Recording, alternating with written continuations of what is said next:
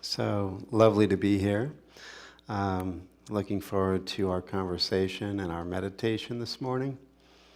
And as you know, if you've been coming to the service, that this is a service of self-awakening, coming to know yourself. And so we're going to be exploring that theme of know thyself again this week. We started it last week, and we're going to continue on with this, which was a famous dictum that appeared over the lintel of the entry of the cave to the seer at Delphi. To know yourself is really the heart or the essence of all of our sacred teachings. Because once we awaken to who we really are, we recognize that we are the timeless, eternal being that can never be limited, and we are clear that we are not in any way able to suffer, able to be sick, able to die. And so we hear all of this. We've probably been doing our own search and work for many, many years, maybe decades. But then it comes to where sometimes we either get stuck or we lose traction or maybe we lose heart. And so it's great to come together on a regular basis to stir up those embers and to stoke those fires, because it's only those fires, as we're going to see, that will allow for that great awakening to take place. We can't do this half-heartedly. You're either all in or it ain't going to happen. He says in A Course in Miracles, he says the atonement or this awakening process is a total commitment. And that in many ways scares us, he says. Because he says for many of us, and we're going to explore this theme this morning, we still have what he would refer to as misplaced and misdirected loyalties. That we give our attention to things that actually inhibit our awakening. That we pay attention to things that actually put out the flames. Big buckets of water that we sometimes involve ourselves in that actually impede our progress. And so this is, remember, a teaching that is requiring you to be front and center in the process. I was just recently listening to something on Gnosticism. It's an old video. I'm going to share it with my Bible class, and it gets into the Gnostic teachings. It gets into the work of Carl Jung, and Quispel, one of the scholars that wrote a book on Gnosticism. At one point in the documentary, he says, we are in a post-Christian age. In other words, the old-time religions don't really work for our mentality anymore. This idea of blind belief and obedience and following somebody because they say they're the authority, or following a book because it's, considered to be holy. He says we're at a stage now where this needs to be experiential. We need to actually test and prove the teachings by direct experience. And so this is where I think our service really kind of meets that need, at least in presenting options for you to consider and take further in your own journey. That is, these are direct teachings that point directly at your own heart and at the fact that it requires your effort and your willingness to make the change and to create this shift in your consciousness. So we're going to start with a poem from Rumi, and I'm sure many of you know this one. It says, I died as a mineral. I died as a mineral and became a plant. I died as a plant and became an animal. I died as an animal and I was human.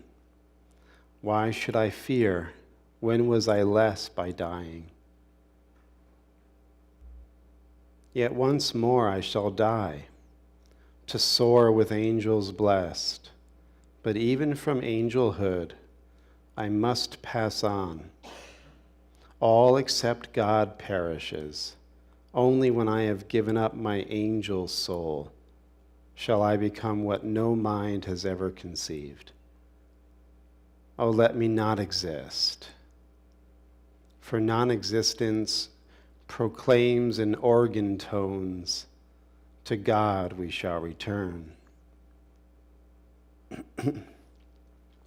This is a process that the Sufis call fana, this annihilation of the false I or the self, this ego death, so that God can be all in all. This is a major universal theme that we see within these direct teachings like Sufism, where we are in a process of being born and dying in these continuous phases along our journey of ascent back to God. That's why we are not to be attached or to cling to anything. Everything is provisional. Everything is temporary. Even the most sacred teachings and teachers. As we know, Buddha referred to his teaching as a raft. And the raft is a vehicle to take you from point A to point B, from samsara and rebirth to nirvana and the freedom of the divine. Buddha says once you get to that freedom, you don't take the teaching or the raft and put it on your head and begin to walk. The teaching has served its function. It was provisional. So it is the finger pointing at the moon is another Buddhist metaphor to describe the teaching and the teacher. Don't stare at the finger. Don't be so caught up in the form of the teaching that you lose the whole purpose of it. It's to direct your attention to something unnameable, something fathomless. And this is you. Like this is the whole rub. It's us. And as we're going to see, these teachings are designed to get us out of the superficial personality and into our depth. And when we can access that depth, it's been referred to, again, in Buddhist sutras and Christian gospels as this treasure, as this pearl of great price. It's hidden. It can't be discovered by the superficial. You have to die to your superficiality, right? And so, again, to kind of give us a little bit of a map or orientation for our journey this morning, if you've been in my Course in Miracles groups, you know this.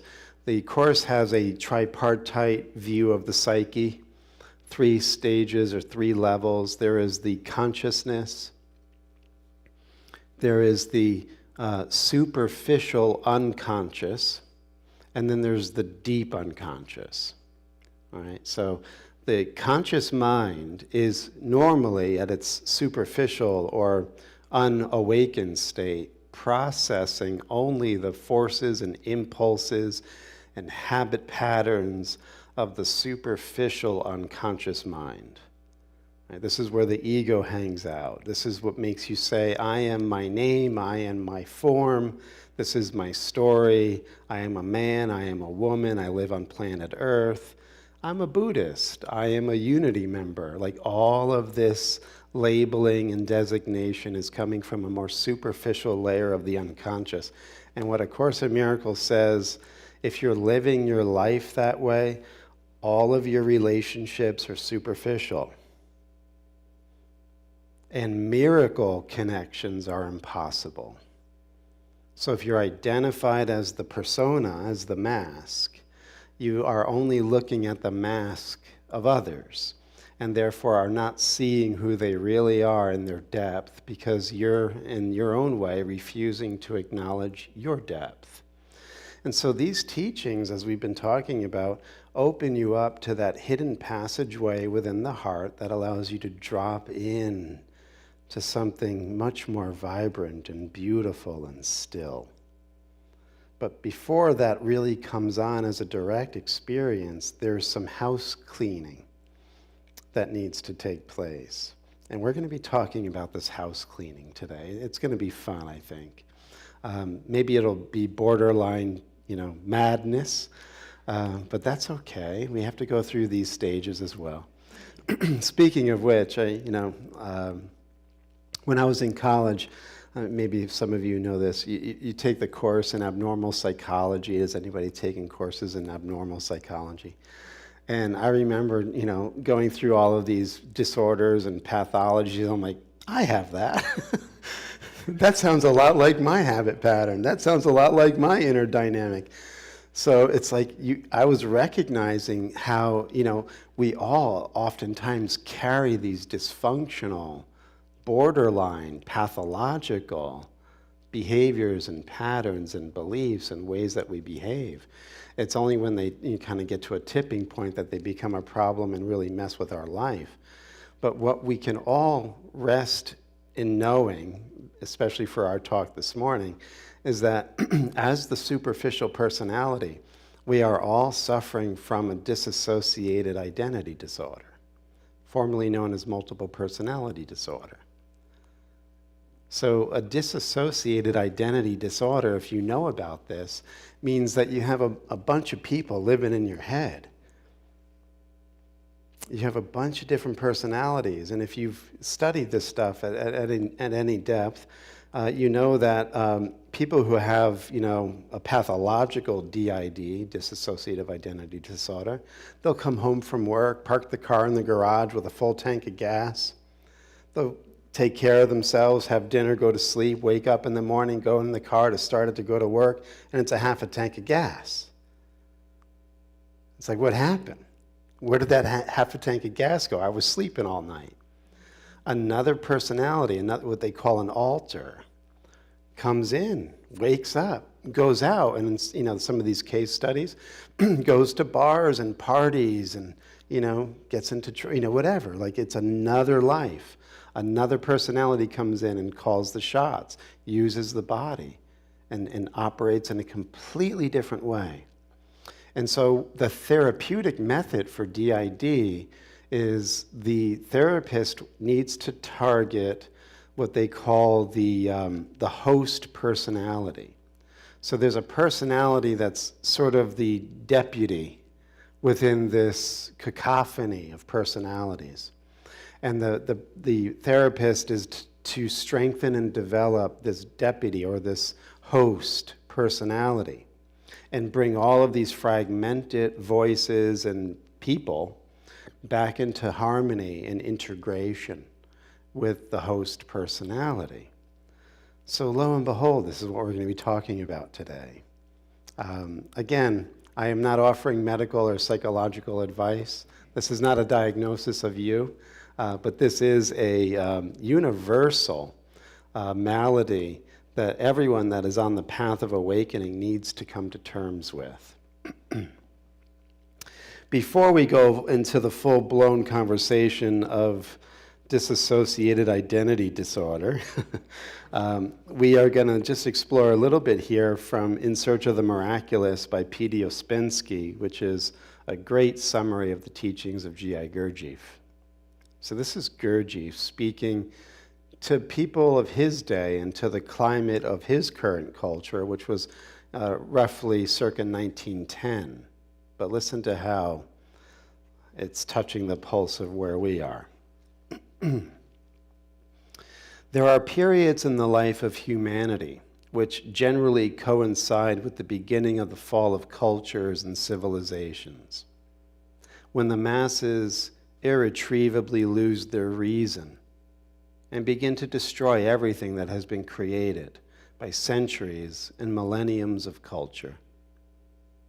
Such periods of mass madness, often coinciding with geological cataclysms, climate changes, and similar phenomena of a planetary character, release a very great quantity of the matter of knowledge. This, in its turn, necessitates the work of collecting this matter of knowledge, which would otherwise be lost. Thus, the work of collecting scattered matter of knowledge frequently coincides with the beginning of the destruction and fall of cultures and civilizations. So, in other words, as things break down and go into entropy, on one side of the scale, things are building up, coming together, and going into an upward spiral of syntropy. Both are happening. breakdown and loss of culture, the death of civilization, cataclysmic changes, climate changes, and this acceleration of higher knowledge and the hunger and thirst to bring this knowledge into direct and personal experience. Am I the only one?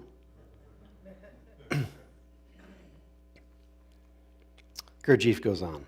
This aspect of the question is clear. The crowd neither wants nor seeks knowledge, and the leaders of the crowd, in their own interests, try to strengthen its fear and dislike of everything new and unknown.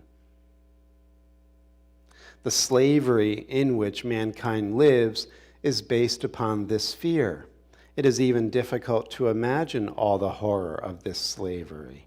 We do not understand what people are losing, but in order to understand the cause of this slavery, it is enough to see how people live, what constitutes the aim of their existence, the object of their desires, passions, and aspirations, of what they think, of what they talk, what they serve, and what they worship. Consider what the cultured humanity of our time spends money on, even leaving the war out. So this is obviously starting 1914, talking about the First World War, but war is a staple. Right? Even leaving the war out. What commands the highest price? Where the biggest crowds are. If we think for a moment about these questions, it becomes clear that humanity as it is now, with the interests it lives by, cannot expect to have anything different from what it has already. Right? So no need to lament. This is one of the things that these teachings provide for you. This release of being the cultural critic. Right? Not that I'm there yet. But in my brighter moments, I am. Like right now in front of you. Right, Lee?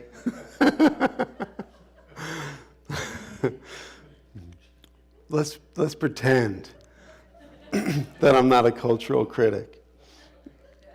And what we have then is this ability to realize there are no victims. Everyone is choosing their way. Everybody secretly, even unbeknownst to their conscious mind, wants what they're getting. This is why he says when we can really begin to pull back the veil, what people are doing to themselves, at first it's like horrific. But at the same time, remember, we're suffering from these dissociated identity disorders. And we are looking to avoid looking at ourselves. And so what we often do is we go for trivia and titillation and superficiality. So where are the crowds? What people are paying attention to? So these are the things that create within us this ability to go, okay, like that's where this culture is. That's what it's choosing for itself. This is what it wants. I don't want that for myself.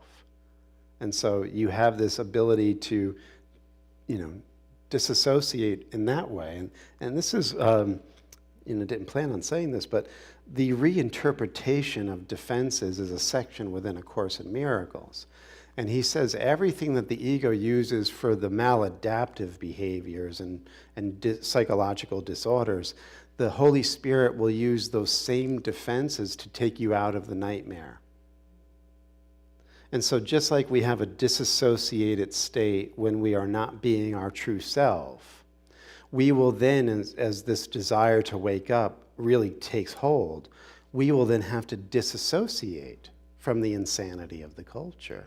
Come out of Babylon, my children, right? You begin to disassociate from the culture of hypnotism and forgetfulness and war, right? You choose not to sing in that chorus anymore, no matter how beautiful your voice. So a little bit more here. So, in other words, people get what they want, and it's no surprise. And then Gurdjieff says something very important for all of us here that are on this path of self-knowledge. Speaking about this esoteric teaching, he says, no one is concealing anything. There is no mystery whatsoever. But the acquisition or transmission of true knowledge demands great labor and great effort, both of him who receives and of him who gives. And those who possess this knowledge are doing everything they can to transmit and communicate it to the greatest possible number of people, to facilitate people's approach to it and enable them to prepare themselves to receive it. But knowledge cannot be given by force to anyone.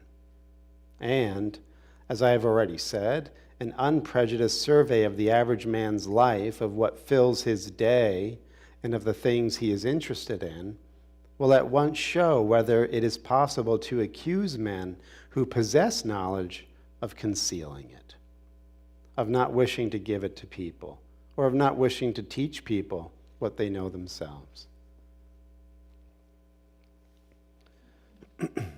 So this can't be forced. It takes great willingness, great effort, great commitment to walk this path. Because as we saw last week in learning some of what Jung teaches, is that the first stop along the way is facing our own shadow, looking in that dark mirror and seeing the face behind the personality, who we really are, not what we present to the public, not even what we present to our superficial consciousness, but really seeing ourselves. And it could be hair-raising if you have hair. I lost mine when I saw that. I had a beautiful mane. And then I saw my own face. But this is the thing, it's, how much, as he says again, the beautiful teaching in the Course, what do you want and how much do you want it? What are you willing to do for this? As Jesus says, no one puts their hand to the plow and looks back. You got to stay the course, my friend. Right? This is a total commitment, because it is, within the dream scenario, a life or death choice. You're either awakening or you're going to sleep. You're either on the upward syntropic spiral or you're on the entropic spiral. And you'll know which one, especially by looking at the company you keep. So what we want to recognize then is, the journey begins for us in terms of the practicum this morning. We are to look and see, where are we in terms of our commitment? And where are we in examining what takes our attention? Where are we spending the currency of our attention? What do we pay attention to? It's currency. It's a current, right? Wherever attention goes, prana, chi, energy flows. You're using your chi. You're using your vital energy. When you pay attention to something, you're literally invoking it into reality. So whatever you fixate on, you make real and you strengthen. This is a magical operation. You just don't recognize it to be such. So what you pay attention to, you make real.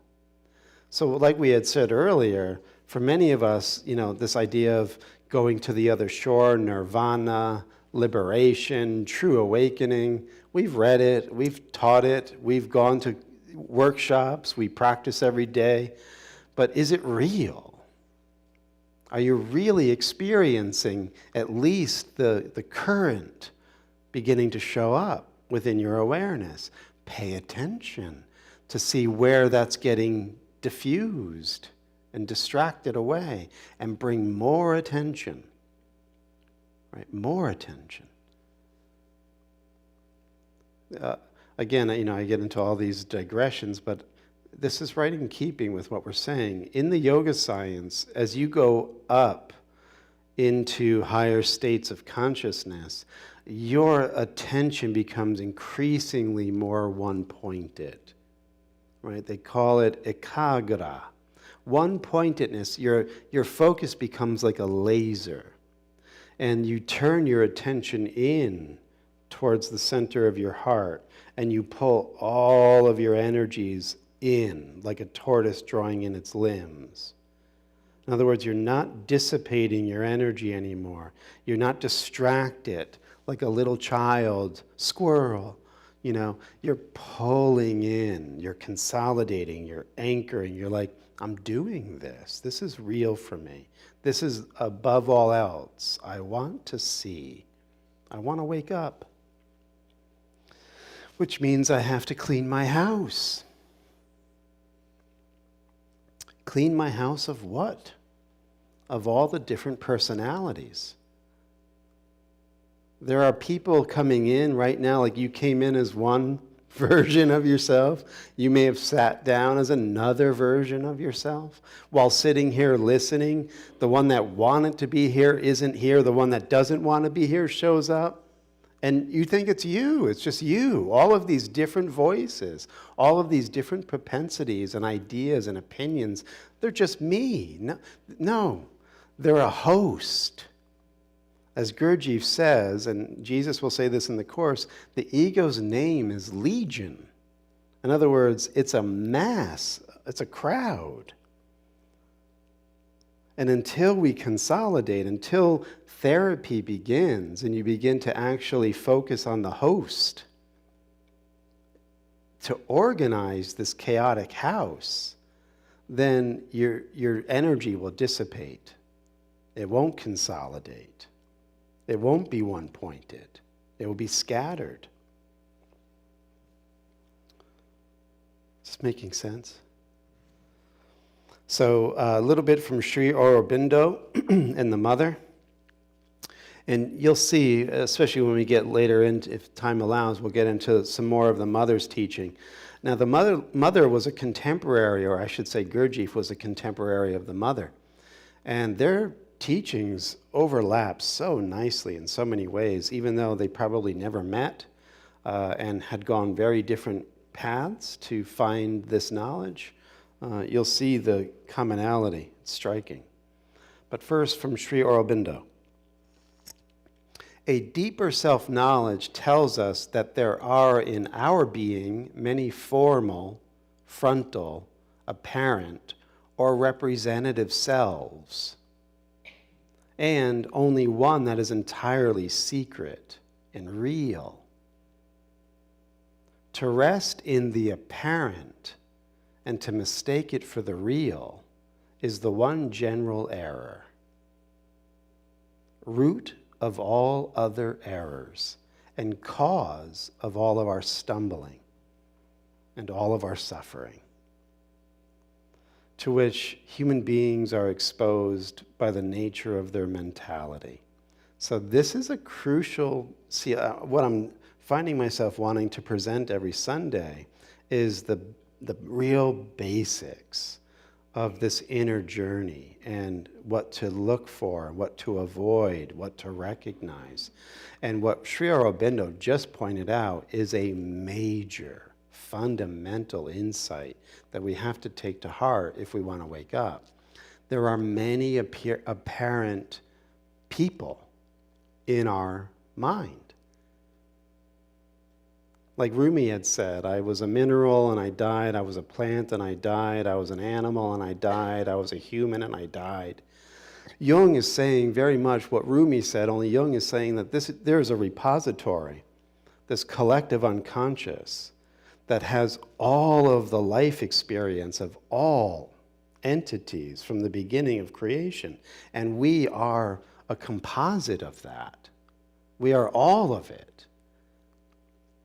And we have to come to recognize that there is a secret self that will fuse all of this disparity, all of this multiplicity into a oneness, into a harmony, into a unity.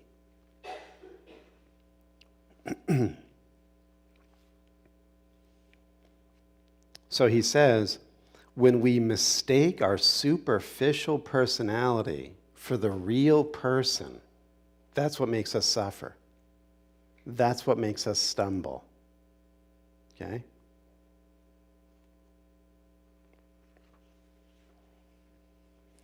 And then one more from Sri Aurobindo. The ordinary mind knows itself only as an ego with all the movements of the nature in a jumble, and identifying itself with these movements thinks, I am doing this, I am feeling that, thinking, in joy or in sorrow, etc. The first beginning of real self-knowledge is when you feel yourself separate from the nature in you and its movements.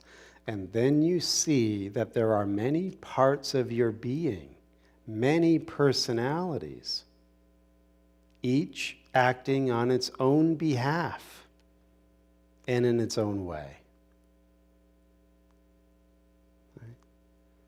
Now, when I first learned this, like I said, it was back in the early 90s. I read In Search of the Miraculous, and Gurdjieff talks about the multiple eyes, the multiple personalities, and I was just like, whoa, this is really weird. I've been thinking of myself as John. Like, just the guy, John. Aren't I just John? No. When I really look, there are a lot of different propensities that come up. And so this is what Sri Aurobindo was saying. Why meditation is so important is you get to quiet down and strengthen the witnessing aspect of your consciousness. You begin to actually shine a spotlight of clear attention, clear awareness on what's showing up within the personality construct. You begin to watch yourself. So I would really invite you to do that with me this morning. Watch, listen to the voices, but don't act on them. Look at what's coming up. Don't just immediately become that personality. Watch it. And then that will go back into the ground and another one will come up. It will sound different. It will have different needs, different wants, different memories. Then that's going to go down. And you just watch this. You watch. Detached. Very important to see. He says it's crucial for self-knowledge. Okay. So Gurdjieff. So Ouspensky starts by saying, very often, almost at every talk, Gurdjieff returned to the absence of unity in human beings. Now, I'm not going to substitute for the politically incorrect language. This was written early in the 20th century, so you guys are going to hear man. Don't bristle. One of man's important mistakes, Gurdjieff said, one which must be remembered, is his illusion in regard to his I. Right? Not this, I. Man as such, the man machine, the man who cannot really do anything because he's asleep, and with whom and through whom everything happens because he's passive, cannot have a permanent and single I. His I changes as quickly as his thoughts, feelings, and moods. And he makes a profound mistake in considering himself always one and the same person. In reality, he is always a different person, not the one he was a moment ago.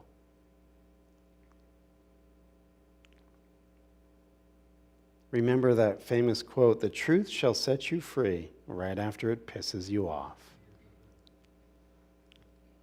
Because think about it. We are under this illusion that there's an I that we walked in here as, our name, our form, our superficial personality, and this is the one that wants to wake up.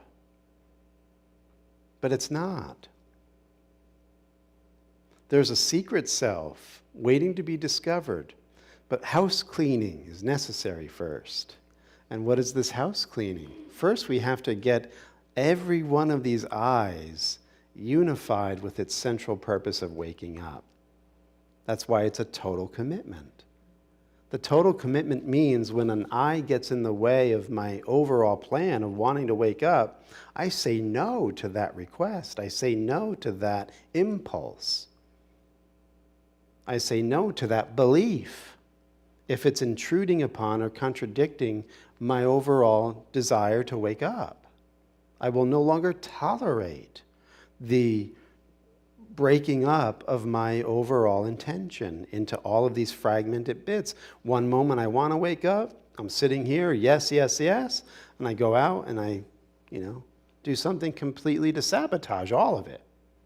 Have we lived like that a little bit? I know I have. In the early days, I went from being very, as a teenager and in my early 20s, very hedonistic, very just, live by what feels good. Then I wanted to wake up. Things happened. I had a really traumatic and wonderful experience, and I got on board with this. And I repressed all of the other voices. I would not listen to them, but I wasn't looking. I was too afraid. And so I repressed.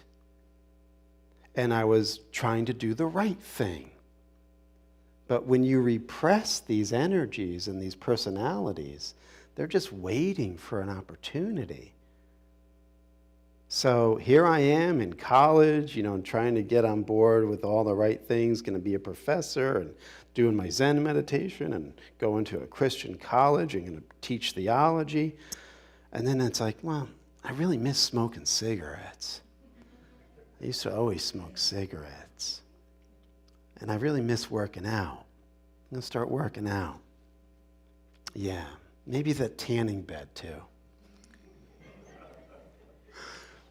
So here I am during my breaks, not going to chapel at the Christian college, but driving around the beautiful Hudson Valley, upstate New York, or not upstate New York, but in New York, Nyack, smoking my cigarettes, thinking about my workout later, making my appointment to tan. And then it wasn't long before that, somebody caught my eye in the restaurant, a very pretty waitress. And there goes the entropic spiral. I'm now in a completely different world. And I allowed these other voices to come in. Instead of integrating them, instead of purifying them, I repressed them. And they got the better of me. And I went through a disaster cycle, horrifically. And did I learn from it? The stove is hot. Don't ever want to do that again. I really have to get on board with doing this. Yes, of course, it worked. Until the next time. So it's only been, it's been like this. And many, I think, can recognize that our spiritual journey is like this. So if you're in a valley right now and you're like, what happened? Well, embrace that. It's gonna pass. Do the right things. Stay committed. Keep your focus on what you truly want. Everything will fall into place, but what's really important is you have to look at your shadows and deal with them in a way that doesn't deny or repress them, but allows them to heal and purify.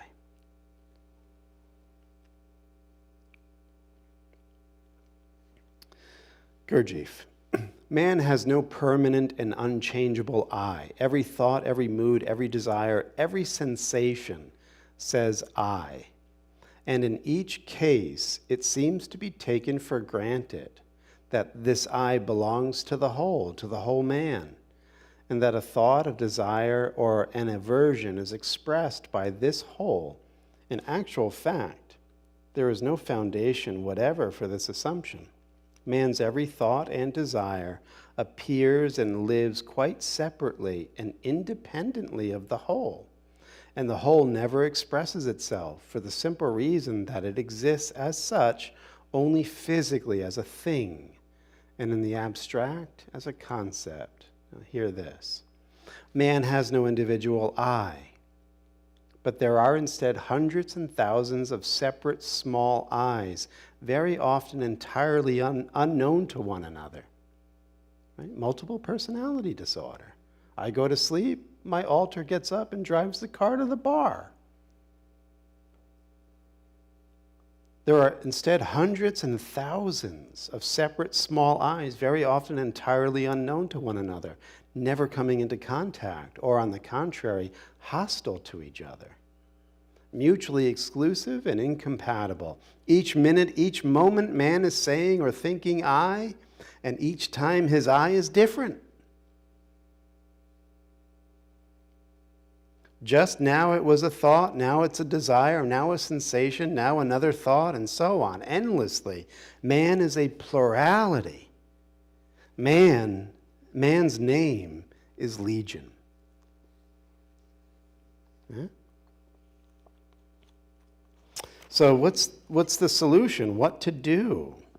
Well, he goes on to say that, using these allegorical stories that you get from the sacred teachings, especially in the East, there's this idea of there's a house with many people in the house, and man is compared to a house in which there's a multitude of servants, but no master and no steward. The servants have all forgotten their duties. No one wants to do what he ought. Everyone tries to be master, if only for a moment. And in this kind of disorder, the house is threatened with grave danger. Right? Everybody wants to be the chief. The only chance of salvation is for a group of the more sensible servants to meet together and elect a temporary steward. That is a deputy steward. And so what we're pointing at here this morning is the steward in you is your decision maker. You're the one who calls the shots within the house of your being. And your decision maker has executive control over all the other voices within your house. And you have the ability to organize these voices, to bring them into a shared understanding of this is the direction that we're going to move in now. In order to realize these possibilities, he says, in order to really make this a lived experience, we must have a very strong desire for liberation and be willing to sacrifice everything, to risk everything for the sake of this liberation.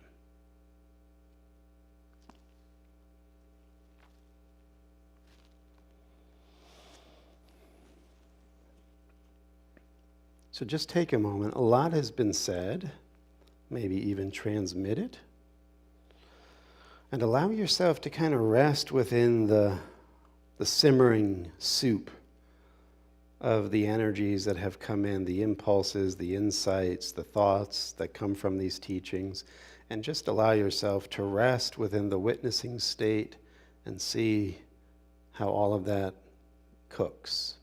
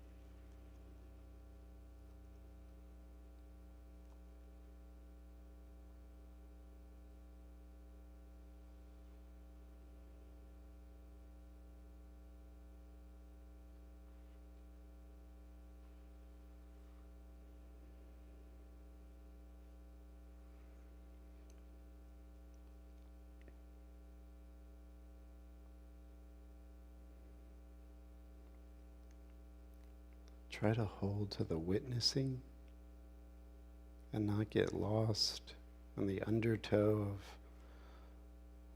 the inner theater of thoughts, feelings, sensations.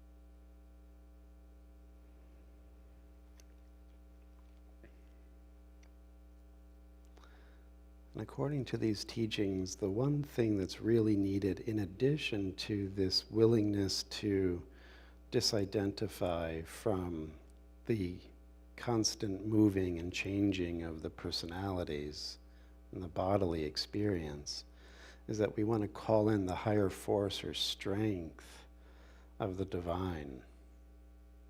And so it infuses the witnessing consciousness with this added power and grace that can actually break up the erroneous perceptions and release us from sometimes decades-old dysfunctions and limiting beliefs and disturbing emotions.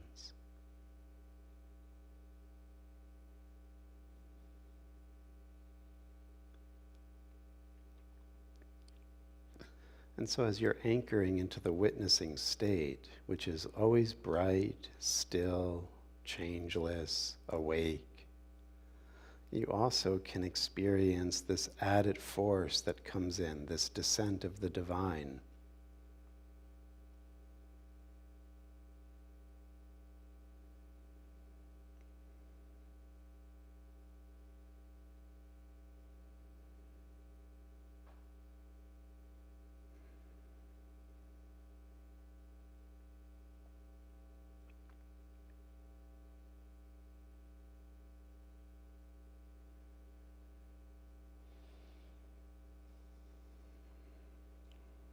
And just know you're not alone in this process.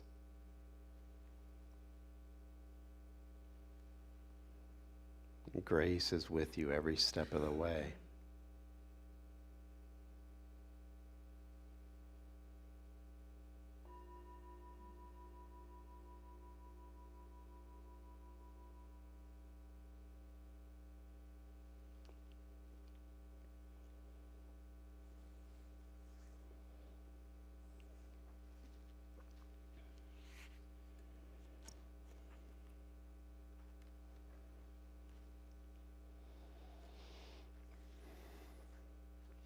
So a little bit more from the mother. Some people have called their mind a public square because everything comes there, goes across, passes, comes back. All ideas go there. They enter at one place, leave by another. Some are here, some are there. And it is a public square, not very well organized. For usually ideas meet and knock into one another. There are accidents of all kinds. But then one becomes aware. What can I call my mind? Or what is my mind? One needs years of very attentive, very careful, very reasonable, very coherent work, organization, selection, construction, in order to succeed simply in forming simply this little thing, one's way of thinking. One believes one has one's own way of thinking. Not at all. It depends totally upon the people one speaks with, or the books one has read, or on the mood one is in. It depends also on whether you have a good or bad digestion. It depends on whether you are shut up in a room without proper ventilation, or whether you are in the open air. It depends on whether you have a beautiful landscape before you. The way that you think depends on whether there is sunshine or rain. You are not aware of it, but you think all kinds of things completely different according to a heap of things which have nothing to do with you. So in other words, what's being said by the mother in Gurdjieff is that we are being influenced by external events, atmosphere, weather, social conditions. Like, also look at how, you get around certain people and you automatically brighten. You get around other people, and if they have a certain look on their face, you automatically shut down. So these are the parts that we recognize now that are ever changing, coming and going, inconsistent, and not the central I, not the awakened self. Right?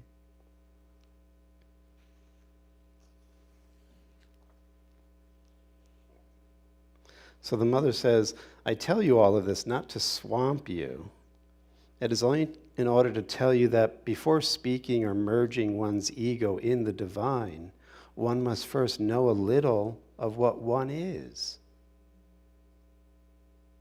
The ego is there. It's necessary. Its necessity is that you become conscious, independent beings, individualized, that you may not be the public square where everything goes crisscross, that you may exist in yourselves. That is why there is an ego. It is like that. That is why also there is a skin like that.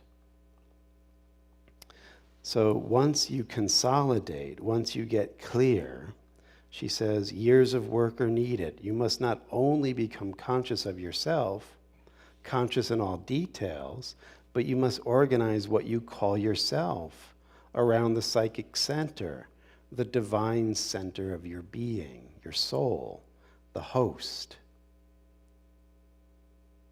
so that it would make a single, coherent, fully conscious being.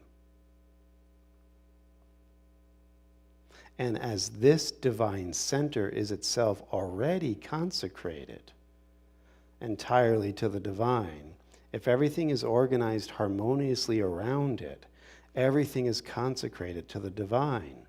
And so when the divine thinks it proper, when the time has come, when the work of individualization is complete, then the divine gives you permission to let your ego merge in him, to live henceforth only for the divine. Right? I was a mineral. I died, became a plant. I was a plant. I died and became an animal. I was an animal. I died and became a human. I was a human, but then I became an angel. And I'm not going to cling to my angelhood so that God can be all in all.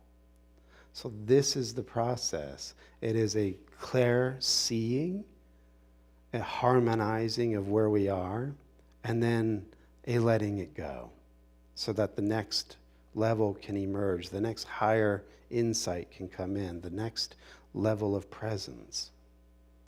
So what makes this all very practical and direct, and at least in my experience, is you're looking at all of your multiple personalities.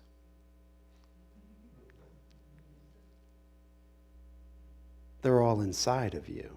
It appears as if everybody that has a body is other and separate and over there. But all that's going on is you're overlaying those images with your own ideas, your own voices, your own images. So this is why he's saying in A Course in Miracles, you're only seeing your thoughts projected outward. This is your unconscious mind. That's why forgiveness is the key. Forgiveness heals the disassociated identity disorder. They're all you. Attack one of them, and you attack yourself. Forgive one, and you strengthen and reintegrate back into the light. Right? So this is how we continue on this upward spiral into the next level of our journey. We heal instead of condemn. We forgive instead of attack. We see the oneness behind the multiplicity because there's really one self having a disidentified disorder. So who am I talking to right now? Blue bag's going to go around. If you're joining on Facebook or YouTube, welcome you to click on that link and donate to the 8 a.m. service. Thank you very much.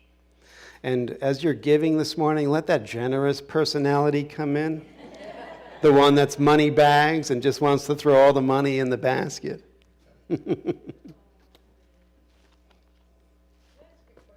Mary, yes. I believe in the course that Jesus says that the one mistake that Jung made was that there is a collective unconscious, but the content. Right. And I think that what you were just speaking to, what I see out there as my thoughts, is what is reflected in that correction. Do I have that right?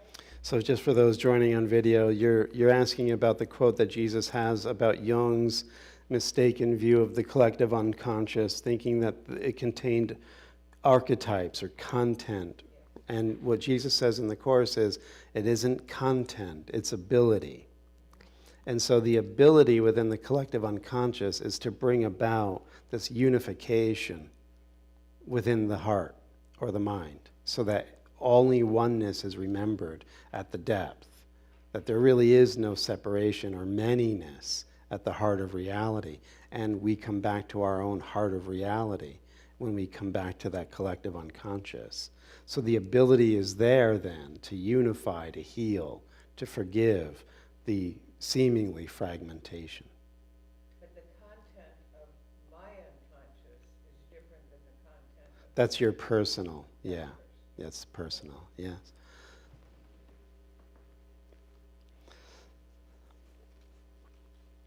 All right. Sealing the deal by blessing the offering. We hold this offering as a reflection or a symbol of our intention. And so may this symbol be used to bring about true healing and true awakening for all beings. And so it is. Amen. Any final thoughts? John. You talked about the necessity or the benefit, or you even used the word critical necessity to disassociate, look at it from a distant or a perspective. And it kind of seemed when you first mentioned that it was in contrast to practicing mindfulness or being mindful. But I'm assuming that it's all the same. Yeah. Yeah, so your question is, as far as this disassociated state of witnessing the contents, right, of your mind, bodily sensations, feelings, this is all considered under the rubric of mindfulness within other traditions.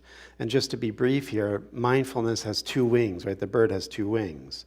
So in the Buddhist mindfulness, not oftentimes in other forms that it has taken, but in traditional, ancient mindfulness practices, you are to calm, right, shamatha, and then you are in that calm state able to have vipassana, clear insight, to see the emptiness, the egolessness, the insubstantiality of everything that's arising, whether it's the egolessness of your own personal states, or it's the emptiness of chairs and clouds and people and wars.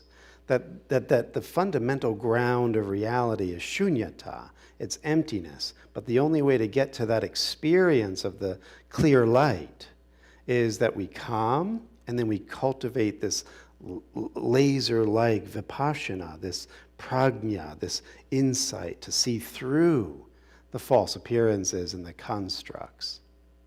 Right? So that's what we were doing. Good? And Carol, and we're done. Your talk reminds me of a coworker that was on the spectrum, and I just met him, and he was just a beautiful, loving person that always wanted to be close and establish community. And in just a regular conversation, he said, I have 28 people living in my head. And at first, Only 28? oh, yeah. Wow. And I'm sitting there doing documentation, going, oh, okay. Do they have names? Oh, yes. This is one. grocery store, this, she said, and it was his way, of accessing the world, all these 28 personalities Yeah. moving through the world. Yeah. And so it was easy to say, at first it was like, where's the panic button? Yeah. But then, what I realized is that it's really into me, I see, Right. right? Because he was able to say his personalities, but really, Yes. I'm operating with 28 personalities. Yeah, well, yeah, that's a minority, right, on a good day. And just to put a little topper on that, you bring up a really good point. At one point early on in the course, Jesus is speaking to Helen, who is a psychotherapist, psychoanalyst. And he says, your therapeutic sessions suffer because you're seeing your patient as an other. You don't realize that they're coming to you for you. They're there so that you can recognize the healing that needs to take place within your own mind, which would make you such an effective therapist if you can recognize that. So yeah, beautiful. All right, let's close that with prayer. Coming into that center within the heart, what the mother calls the psychic center, the soul, the Tathagata Garbha, the Buddha seed, the Christ mind, resting within that presence in the light of here and now. And it is in this light that God surrounds us. Right? The light of God surrounds us. The love of God enfolds us. The power of God protects us. And the presence of God watches over us. Wherever we are, God is. Amen. Course in Miracles tomorrow night if you want to continue the conversation, 7:15. Have a great day, everybody.